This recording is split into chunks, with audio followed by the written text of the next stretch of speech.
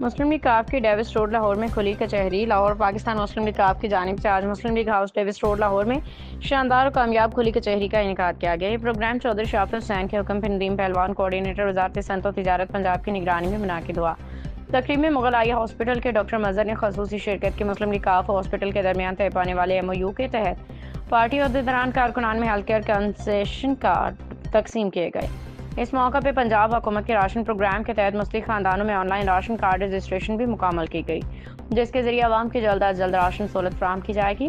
Programme کے دوران مسلم league کاف کلچرل ونگ کے رکن ماڈل علیز نقوی کی سالگرہ کا کیک کاٹا گیا۔ شرکا میں افتخار علی وان، ندیم پگام والا، سردار ناصر ہند، جناب عبدالجبار زاہد قریشی، شفیق بٹ، حافظ اکبر، حافظ طارق احمد دوگر، محمد احمد بیلو پہلوان، نوید پہلوان، وحید بٹ، بلاول شعیب، اکرم بٹی کے علاوہ madam Rifat Sajid, madam Fouzia, doctor Sadia, madam Zahida Shafiq, madam Fariha, madam Zahida, دیگر متعدد عہدیداران رضاکاران شریک تھے۔ شرکا نے کہا کہ مسلم لیگ کاف عوامی خدمت، فلاحی سرگرمیوں، سماجی بہبود کے منصوبوں میں ہمیشہ پیش رہی ہے۔